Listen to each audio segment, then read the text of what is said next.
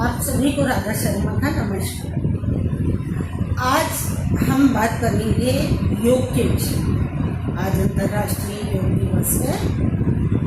21 जून को अंतर्राष्ट्रीय योग दिवस मनाया जाता है।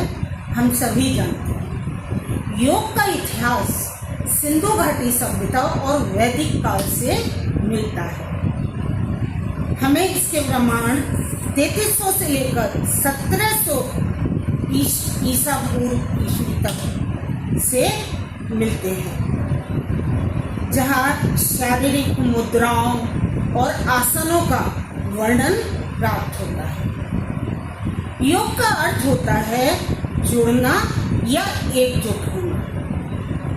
योग का जो अभ्यास होता है वो मन, शरीर और आत्मा को संतुलित करने के लिए किया जाता है। योग का उल्लेख ऋग्वेद में भी मिलता है। ऋग्वेद में योग को आध्यात्मिक ज्ञान प्राप्त करने के साधन के रूप में वर्णित किया गया है। इसके अतिरिक्त उपनिषदों, जैन और बौद्ध धर्मादि के ग्रंथों में भी किसी न किसी प्रकार से हमें योग के विकास का वर्णन मिलता है, जहाँ कुछ शारीरिक मुद्राओं, कुछ आसनों, कुछ भक्ति योग का वर्णन है। योग प्रथाओं और दर्शन का जो व्यवस्थित विवरण है वो हमें दूसरी शताब्दी ईसा पूर्व से महर्षि पतंजलि के द्वारा लिखा हुआ प्राप्त होता है।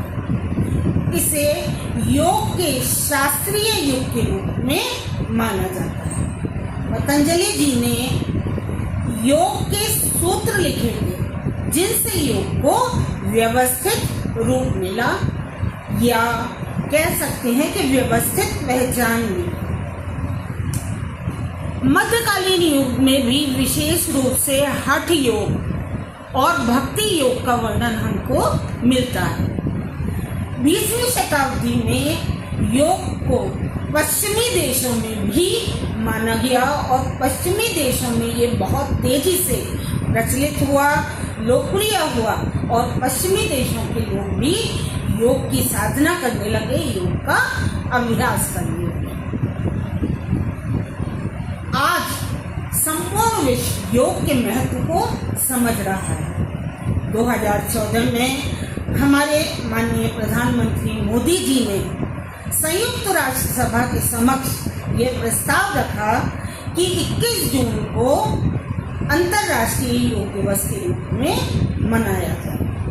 तो मात्र 90 दिन में संयुक्त राष्ट्र संघ की 177 सदस्यीय टीम ने इस प्रस्ताव को पारित कर दिया। यह इकलौता ऐसा प्रस्ताव था जो बहुत ही कम समय में, सबसे कम समय में 90 दिन के अंदर पास किया गया था, क्योंकि विदेशी भी योग की महिमा से परिचित हो चुके थे। 21 जून 2015 को सबसे पहले अंतर्राष्ट्रीय योग दिवस मनाया गया। तब से लेकर प्रतिवर्ष 21 जून को अंतर्राष्ट्रीय योग दिवस मनाया जाता है। प्रतिवर्ष योग की जो थीम होती है वो अलग अलग होती है।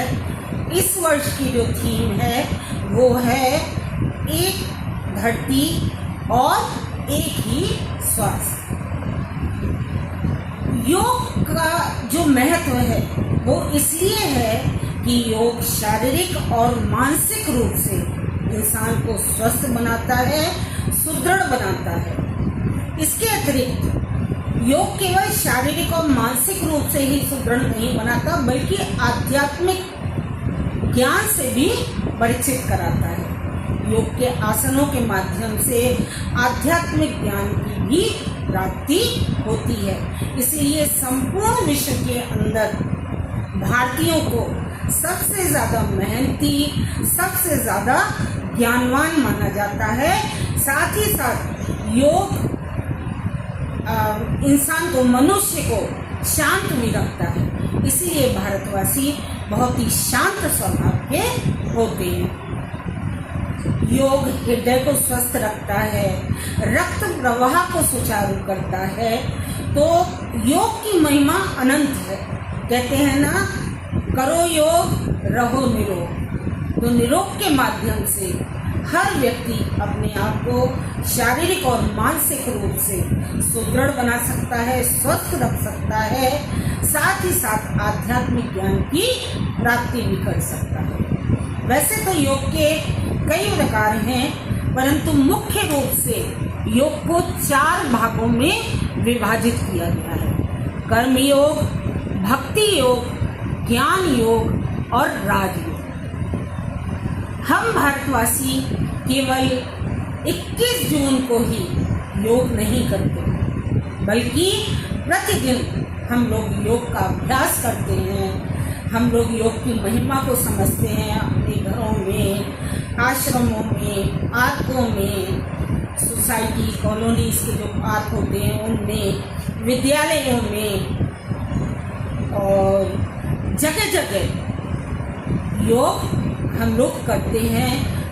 जगह जगह हम देख सकते हैं कि एकजुट होकर, योग का अर्थ होता है जोड़ना या एकजुट होना, तो एकजुट होकर मिलकर सभी लोग योग करते हैं। आज भी 21 जून है, सबने अपने अपने तरीके से जगह जगह जाकर योग किया। और अगर कहीं नहीं जा सकते हैं तो घर में भी योग कर सकते हैं। घर के जितने सदस्य हैं सब मिलकर कर सकते हैं, लेकिन योग अवश्य कीजिए।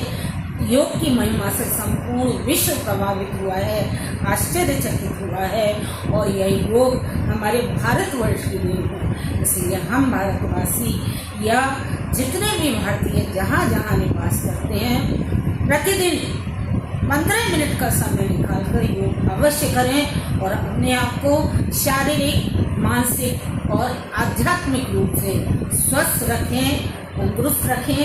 इन्हीं शब्दों के साथ जय हिंद, जय भारत।